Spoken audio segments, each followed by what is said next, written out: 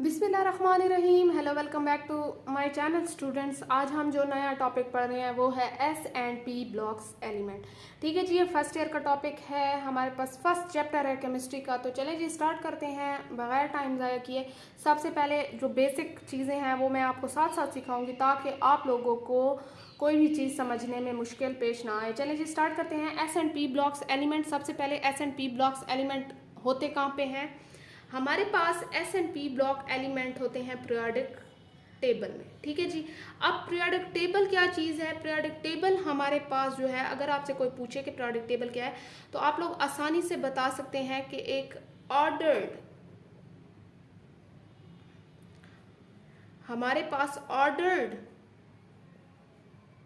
Form of elements है, या arrangement, आप अरेंजमेंट भी यहाँ लिख सकते हैं, ऑफ एलिमेंट्स इन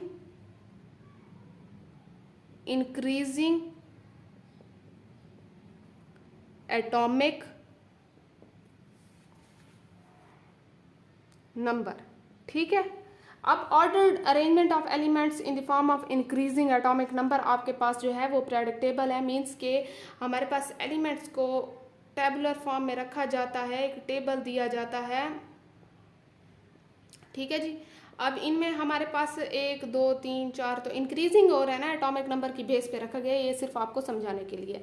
ठीक है जी, यहाँ तक बात क्लियर है। अब हमारे पास जो है सबसे पहले, जैसे मैंने बता दिया पीरियोडिक टेबल क्या है, आप हिस्ट्री भी थोड़ी सी देख लें इसकी।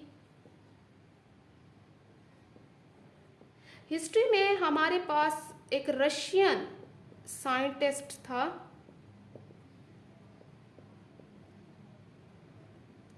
जिसका नाम था डिमिट्री मेंडेलीव। ठीक है जी।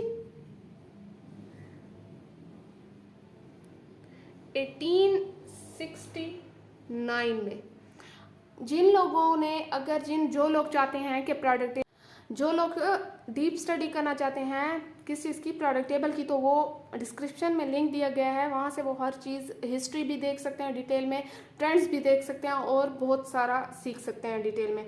तो चलें जी, यहाँ शॉर्ट फॉर्म में लेंगे क्योंकि हमारा बेसिक टॉपिक जो है, जो मेन टॉपिक है वो S and P block element है, जिसमें हम पीरियड 3 को फोकस करेंगे। तो हमारे पास क्या था, डिमिट्री ने क्या कहा कि उसने हमारे पास फाइनल प्रोडक्ट टेबल दी, लेकिन स्टिल उसमें थोड़ी सी मिस्टेक्स भी थी जो मैंने बताई हैं अपनी वीडियो में, दूसरी वीडियो में, जिनका डिस्क्रिप्शन में लिंक दे दिया गया। तो चलें जी, हिस्ट्री हो गई। अब ये चीज़ समझते हैं कि हमारे पास जब S and P block element पढ़ ही रहे हैं तो हमारे पास ग्रुप्स क्या हैं प्रोडक्ट टेबल में, एंड पीरियड क्या है। ठीक है जी, इन चीज़ों से आप लोग वाकिफ होंगे अगर जिन लोगों ने पीरियोडिक टेबल को पढ़ा है। ग्रुप्स क्या होते हैं और पीरियड क्या होते हैं। तो हमारे पास ग्रुप्स क्या होते हैं कि ग्रुप्स जो है, the vertical columns, the vertical column are called groups. ठीक है जी। अब हमारे पास टोटल नंबर ऑफ 18 ग्रुप्स हैं पीरियोडिक टेबल में, जो हमारे पास, हम जिसे कहते हैं कि ये टॉप टू बॉटम जाते हैं। ठीक है, टॉप टू बॉटम। और हमारे पास जो पीरियड हैं वो कौन से हैं? वो हैं दी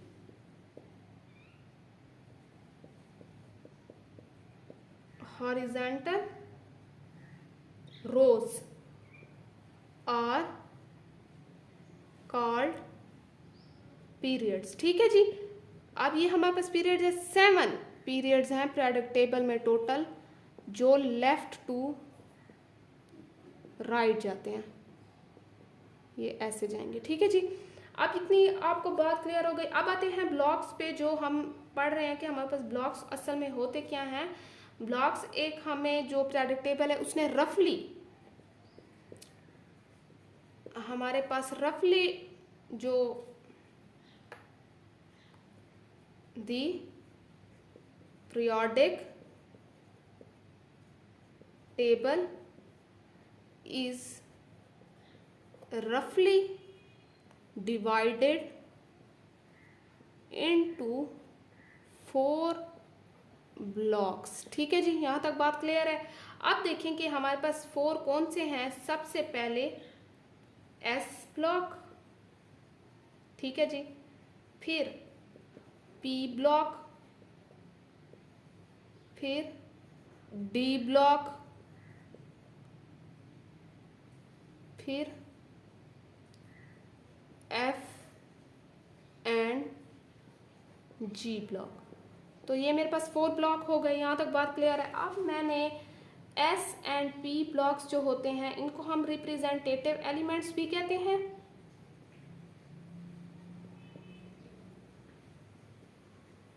ठीक है जी, या नॉर्मल एलिमेंट्स भी कहते हैं।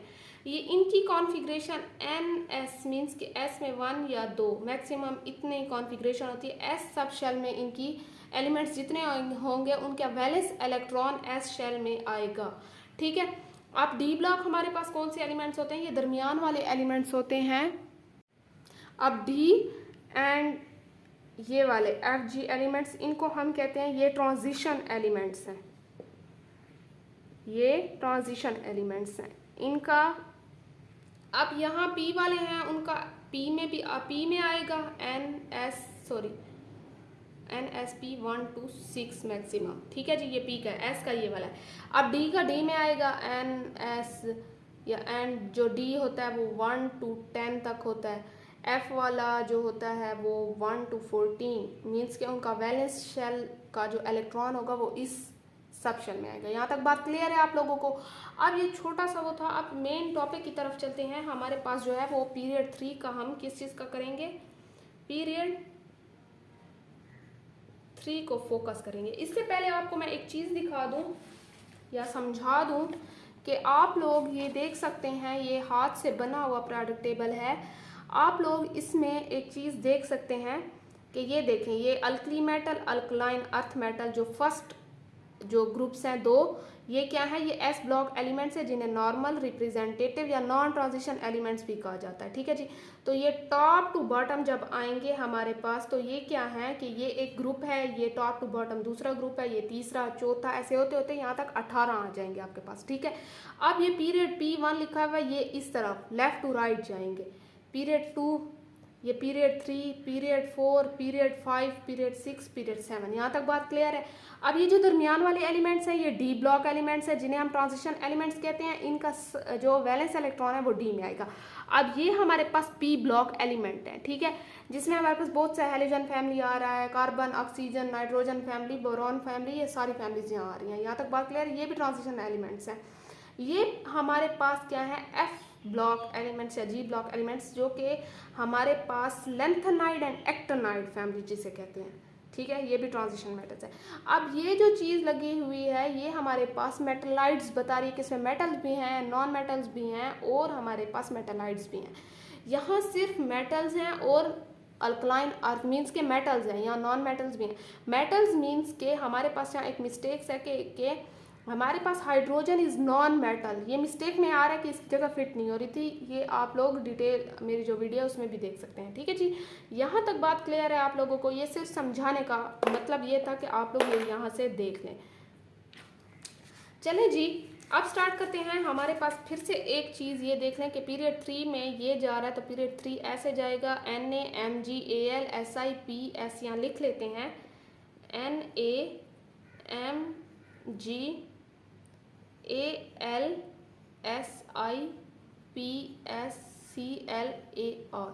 चले जी, अब यहाँ तक आप लोगों ने इस पीरियड को देखना है। पीरियड हम इसकी स्टडी करेंगे, इसकी केमिकल, फिजिकल प्रॉपर्टीज हर चीज़ स्टडी करेंगे। हमारे पास Na क्या है, सोडियम है जिसका 11 एटॉमिक नंबर है, ठीक है। हमने कहा कि पीरियोडिक टेबल का मतलब है कि इंक्रीजिंग एटॉमिक नंबर। अब इसका 12 होगा, एक इंक्रीज हो गया, इसका 13, 14, 15, 16, 17 एंड दिस इज 18। यहाँ तक बात क्लियर है। अब ये सोडियम है, हम इससे मैग्नीशियम कहते हैं, ठीक है, इससे हम एल्यूमिनियम कहते हैं, ये silicon, this is phosphorus, this is sulphur, this is chlorine, ठीक है जी, एंड दिस इज आर्गन।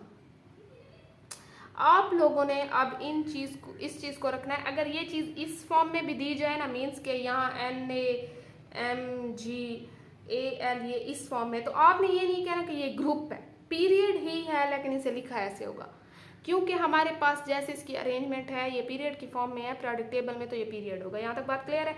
अब एक और चीज़ आपको समझाने के लिए मैंने ये यहाँ पे लिखा है कि हमने इसकी क्या चीज़, इनकी डिटेल स्टडी करनी है, एक केमिकल प्रॉपर्टीज की, ठीक है जी, और दूसरा फिजिकल प्रॉपर्टीज की।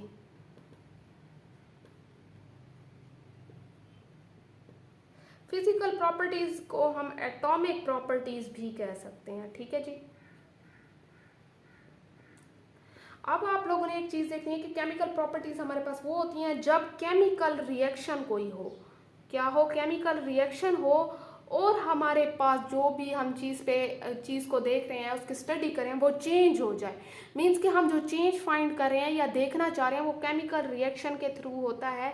जैसे अगर मैं कोई भी चीज़ मुझे दी जाती है, जैसे फ्लेमेबिलिटी हो गई है, फ्लेमेबिलिटी किसी चीज़ को आग लगने की एबिलिटी, मीन्स कि वो आग को पकड़ सकती है, उस पर आग लग सकती है या नहीं, तो इसको अब चेक करने के लिए मुझे आग लगानी पड़ेगी, मीन्स कि एक रिएक्शन करना पड़ेगा हीट के साथ, तो तभी जाके मुझे पता चलेगा कि इसकी ये प्रॉपर्टी है कि नहीं, तो हम इसे कहेंगे कि ये केमिकल प्रॉपर्टी है। अब फिजिकल प्रॉपर्टी में ये आता है कि हमारे पास कोई भी चीज़ है, हम उसे बगैर चेंज किए क्या कर सकते हैं, जान सकते हैं, उसकी स्टेट को चेंज किए बगैर हम ये जान सकते हैं कि ये हमारे पास इसमें ये प्रॉपर्टी है या नहीं है। मीन्स के लेट सपोज अगर मैं कोई भी किसी चीज़ का कलर देखती हूँ या मैं हार्डनेस देखती हूँ कि ये कितना सख्त है, तो मैं हाथ लगा के चेक कर सकती हूँ, मुझे कोई रिएक्शन लाने की या करने की ज़रूरत नहीं है, तो ये मेरे पास फिजिकल प्रॉपर्टीज़ हो। कोई एटॉमिक प्रॉपर्टीज़, कोई भी एलिमेंट है, एलिमेंट कैसे होता है कि वो एटम से मिल के बनता है, एलिमेंट्स की मैं जो एटम होगा उस एक एटम की अगर मैं प्रॉपर्टी को देखूंगी तो मेरे पास ओवरऑल पूरे एलिमेंट की प्रॉपर्टीज़ आ जाएंगी, क्योंकि एलिमेंट बना ही एटम से होता है, ठीक है जी। यहाँ तक बात क्लियर है? आई होप सो ये बहुत सिंपल में था, ये आपको समझ आ गया होगा। अब आगे प्रोसीड करते हैं हम लोग। आप लोग देख सकते हैं मेरे पास ये पीरियड 3 लिखा हुआ है, ठीक है, पीरियड 3 के एलिमेंट्स लिखे हुए हैं 11, 12, 13, 14, 15, ये एटॉमिक नंबर है, ठीक है जी, 18। अब यहाँ तक बात क्लियर है। अब पहले 3 एलिमेंट्स ये वाले, ये मेरे पास क्या होंगे, ये मेटल है। मैंने कहा था कि alkali metal, alkaline earth metal, ठीक है, इसमें भी कुछ मेटल्स थे, कुछ मेटलाइट्स थे, कुछ नॉन मेटल थे, तो मेरे पास ये क्या है, ये भी मेटल है। अब ये मैंने चीज़ पे जो ये चीज़ रखी है, ये जो मैंने ब्लैक लाइन लगाई है, ये मेटलाइट्स मीन्स के ये सेमी है, ना मेटल है ना नॉन मेटल है, उनके दरमियान में है, तो ये मेटलाइट्स हो गए। अब मेरे पास जो है ये क्या चीज़ है कि मैंने पीरियड 3 P3 जो इस तरफ जा रहा था, इसका एक Na है, Mga है, ये मेटल होगा, ठीक है जी। अब सिलिकॉन किस चीज़ में आ रहा है, ये मेटलाइड्स में आ रहा है, तो मेरे पास ये क्या होगा, ये मेटलॉइड, ठीक है जी, मेटलॉइड होगा, जो कि सेमी होता है, सेमी मेटल भी जिसे आप कह सकते हैं कि आधा मेटल जो दरमियान में, आधा metal non metal mix properties show करता हूँ। अब बाकी दूसरी चीज़ें जितनी भी हैं वो क्या है, ये इस तरफ वाली, ये नॉन मेटल्स होती हैं, ठीक है जी। तो मेरे पास ये 4 नॉन मेटल मीन्स के मेरे पास ये क्लोरीन गैस की फॉर्म में होता है। मेटल का मतलब होता है कि जो मेटल हो, जो इलेक्ट्रो पॉजिटिव हो, मीन्स के ये इलेक्ट्रो पॉजिटिव होंगे, ये हमेशा इलेक्ट्रॉन लूज करेंगे, ठीक है, इन पे पॉजिटिव चार्ज आएगा, या ये कैटाइन की फॉर्म में होंगे। आप लोगों ने एक चीज़ नोट की होगी कि हमेशा Na+ की फॉर्म में होता है, Mg पे भी आपने हमेशा +2 देखा होगा, Al पे भी मैक्सिमम +3 देखा होगा, ऐसी बात है। तो ये लूज करते हैं, ये मेटल्स हैं, तो ये हमारे पास क्या है, इलेक्ट्रोपॉजिटिव हैं, कैटाइन का वो कर रहे हैं, ये दे रहे हैं अपना, ये सेमी मेटल है, मीन्स कि कभी ये हमारे पास क्या होता है कि ये कोवेलेंट बॉन्ड बनाता है। जैसे कार्बन, इसकी वैलेंसी 4 की है, हालांकि हमारे पास टोटल जो वैलेंस में होते हैं वो हमें 8 इलेक्ट्रॉन्स चाहिए एक वैलेंस को कंप्लीट करने के लिए, लेकिन इसके पास 4 हैं। अब इसकी एबिलिटी ये है कि ये हमारे पास, इसके पास ऑलरेडी 4 है, या तो ये 4 को लूज कर ले, बिल्कुल किसी को दे दे, या फिर ये और दूसरे मीन्स के एक 4 थे और 4 जो है ले इसके पास 8 हो जाएंगे यहाँ तक। तो इसके पास दोनों कैपेसिटीज है, मीन्स कि ये लूज भी कर सकता है, ये गेन भी कर सकता है। तो इसीलिए कोवेलेंट बॉन्ड बनाता है जिसमें शेयरिंग होती है, जैसे हमारे पास कार्बन बनाता है, मीन्स कि इसकी ये प्रॉपर्टीज है, ये कोवेलेंट बॉन्ड बनाता है। ये लूज भी कर सकता है, गेन भी कर सकता है। इसकी वैसे हमारे पास इसकी जो सिलिकॉन होता है इसमें आप +2 से मैक्सिमम इसकी +4 तक की है, माइनस भी होता है कि हमारे पास ये -2 से Si-4 कर दे, मीन्स के लूज भी गेन कर सकता है, गेन भी कर सकता है। यहाँ तक बात क्लियर है आप लोगों को।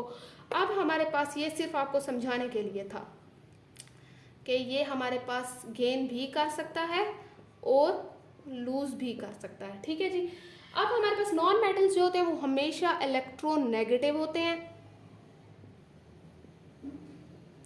मीन्स के वो गेन करते हैं, लेते हैं, वो एनाइन होते हैं, उन पे नेगेटिव चार्ज होता है। यहाँ तक बात क्लियर है। आप लोगों ने क्लोरीन पे -1 देखा होगा, सल्फर पे देखा होगा -2, फास्फोरस पे -3 वगैरह देखा होगा, जितनी उनकी एबिलिटी है गेन करने की, आप लोगों ने ये चीज़ें देखी होंगी। यहाँ तक बात क्लियर है आप लोगों को।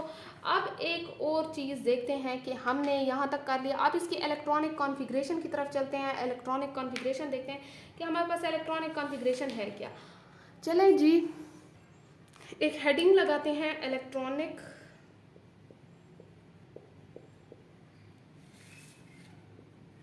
कॉन्फ़िगरेशन।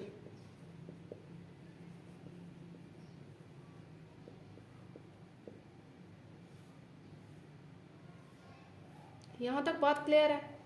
अब हमारे पास यहाँ पे तो हमने ये पीरियड 3 बता दिया। अब यहाँ से चलते हैं, मैं ऐसे इनको करके लिखती हूँ, NaMgAl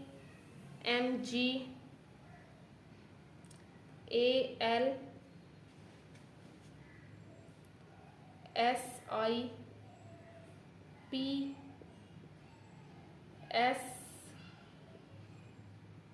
क्लोरीन 17 एंड आर्गन 18। यहाँ तक बात क्लियर है आप लोगों को। अब आपने ये देखना है कि हमारे पास इनकी इलेक्ट्रॉनिक कॉन्फ़िगरेशन कैसे आएगी। अब 11 इलेक्ट्रॉन्स हैं, हमने इसके इलेक्ट्रॉनिक कॉन्फ़िगरेशन ऐसे करने के फिट आ जाए, 1s2 2s2 2p6 10 हो गए, 1s2 2s2 2p6 3s कितना आएगा 1। अब ये ऊपर से गिने 2 2 4 6 10 और 1 11।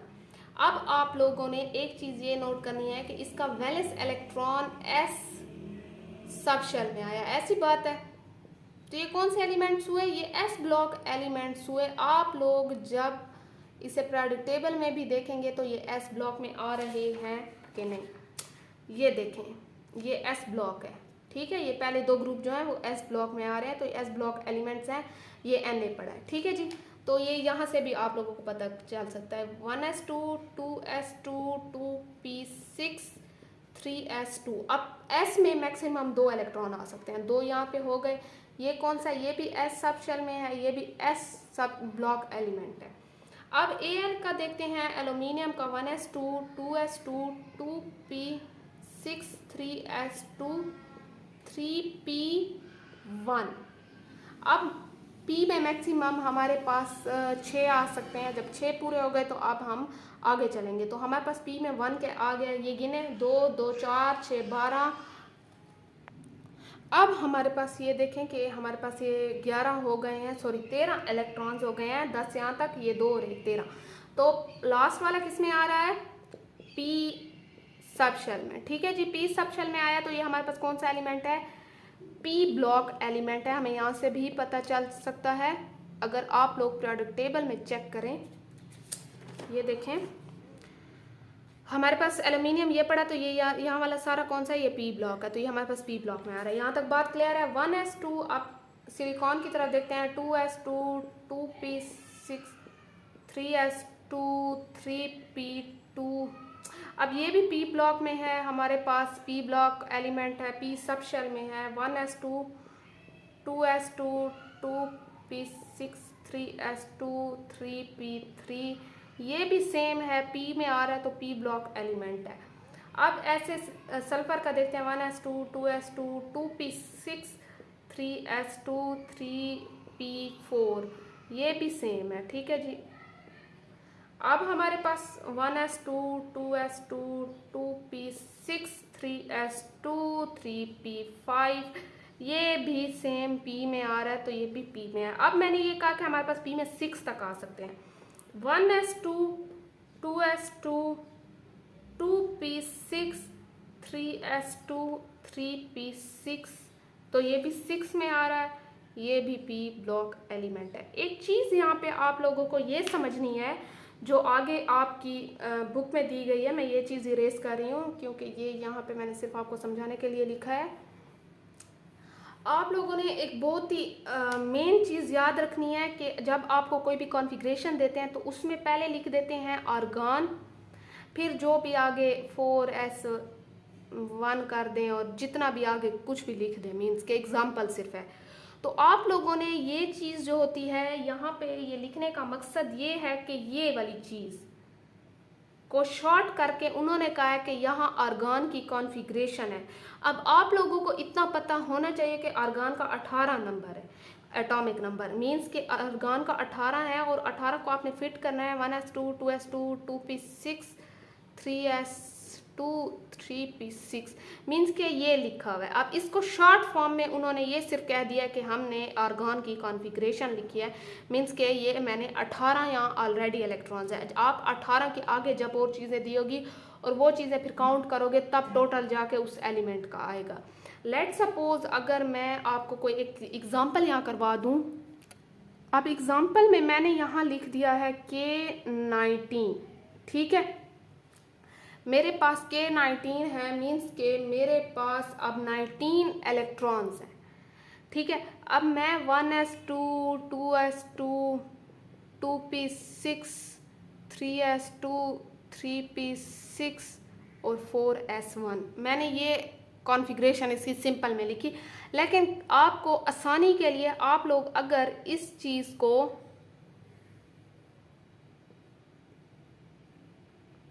आर्गन और 4s1 लिख दें तो भी सही है। आर्गन में हमारे पास आपको पता है कि आर्गन का 1s2, 2s2, ये वाली चीज़ आर्गन की कॉन्फ़िगरेशन है, ठीक है। मीन्स के यहाँ तक आर्गन की कॉन्फ़िगरेशन आ रही थी, वो 18 था। अब ये एक प्लस करेंगे तो 19 होगा और 19 किसका है, K का है, ठीक है। यहाँ तक आप लोगों को बात क्लियर हो गई है, मीन्स कि K पोटेशियम का है, यहाँ तक बात क्लियर हो गई है। तो आर्गन लिख दें। अगर वो जीनॉन लिखते हैं तो जीनॉन का आप लोग पहले कॉन्फ़िगरेशन लिखेंगे और फिर आगे जितना भी नंबर आएंगे, मीन्स के जैसे 18 आर्गन का था, अब ये 19 है तो आपने एक और लगा दिया, ऐसे करेंगे। जीनॉन का हो सकता है, नियॉन का आप लोगों को दे सकते हैं। आपकी जो ये इसमें दिया गया है वो नियॉन का दिया गया है, नियॉन का 10 होता है और फिर 11, मीन्स के मैं यहाँ पे आप लोग एक P1, यहाँ पे मैं ऐसे भी लिख सकती हूँ नियॉन 3s1, क्योंकि यहाँ तक नियॉन का है कॉन्फ़िगरेशन है। ये सारी हमारे पास कितनी है, 3s1, हाँ जी, यहाँ तक, सॉरी, ये पूरी यहाँ तक, मीन्स के ये नियॉन की है। तो आप इसकी जगह आगे नियॉन को ब्रैकेट में बंद करके 3s2 लिख सकते हैं, या नियॉन को ब्रैकेट में बंद करके 3p1 लिख सकते हैं, यहाँ नियॉन को ब्रैकेट में बंद करके 3p2 लिख सकते हैं, या नियॉन को ब्रैकेट में बंद करके 3p3 लिख सकते हैं, या नियॉन को ब्रैकेट में बंद करके 3p4। क्योंकि हमारे पास ये नियॉन की कॉन्फ़िगरेशन है, आपको लिखने की ज़रूरत नहीं है। आपको पता होना चाहिए कि नियॉन का 10 एटॉमिक नंबर है और उसकी कॉन्फ़िगरेशन 10 इलेक्ट्रॉन्स ऐसे पुट किए जाते हैं। यहाँ तक आप लोगों को बात समझने के लिए थी कि आप लोगों को समझ आए नियॉन, क्रिप्टॉन, जीनॉन, ये चीज़ें क्यों लिखी जाती है। तो यहाँ तक आप लोगों को बात क्लियर है।